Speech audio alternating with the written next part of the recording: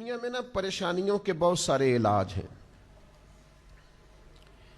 کوئی شخص بے سکون ہو جائے تو اس کے کئی سارے علاج لوگ بتاتے ہیں. بہت ساری ادویات نفسیات کے ڈاکٹر بتائیں گے. آپ کسی صوفی سے، درویش سے، عالم سے ملیں گے، وہ وظیفہ بتلائے گا.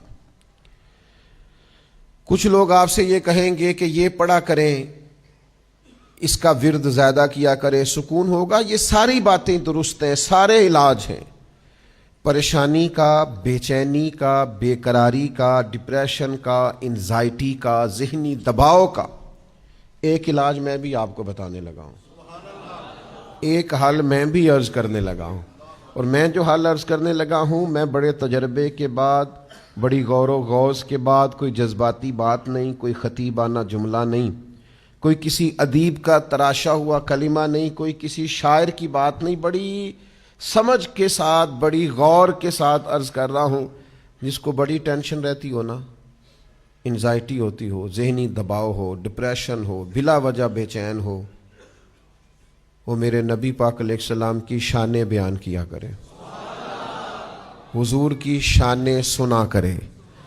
نبی پاک کے جو فضائل ہیں نا قرآن پاک میں، وہ سنا کرے. آپ کو پتہ ہے خوشامد بری چیز ہے، لیکن اپنی تعریف سن کے بھی کبھی کبھی نا بندے کا دل چلے. آپ اس کو تعریف نہ کہیں، وہ شاید ٹھیک نہیں ہوگا، حوصلہ افزائی کہہ لیں. اگر کوئی آپ کی حوصلہ افزائی کرے، کسی اچھے کام میں تعریف کرے تو دل ٹھنڈا ہوتا ہے نا. کوئی شخص آپ سے کہے کہ میاں یہ تم نے بڑا اچھا کیا تو سکون ہوتا ہے. کوئی آپ کے لائے ہوئے تحفے کو، اس کا خیر مقدم اچھے طریقے سے کرے تو طبیعت میں قرار آتا ہے. تو کوئی آپ کی تعریف کر دے، آپ کے والد کی تعریف کر دے، آپ کے قبیلے کی تعریف کر دے، آپ کے بچوں کی تعریف کر دے، آپ کے پڑھائے ہوئے شاگرد کی تعریف کر دے، آپ کی بنائی ہوئی عمارت کی تعریف کر دے، آپ کے کہے ہوئے شعر کی تعریف کر دے، کوئی بھی آپ سے وابستہ چیز کی تعریف کر دے، آپ کے کیے ہوئے کسی کام کی تعریف کر دے تو دل ٹھنڈا ہوتا ہے. تو میرے بھائی، ان سب سے کچھ بھی دل ٹھنڈا نہیں ہوتا. اصل تو دل ٹھنڈا ہوتا ہے جب کوئی مدینے والے محبوب کی تعریف کرتا ہے، جب کوئی حضور کا ذکر کرتا ہے، جب کوئی نبی پاک کی نعت کہتا ہے، جب کوئی حضور کا ذکر کرتا ہے.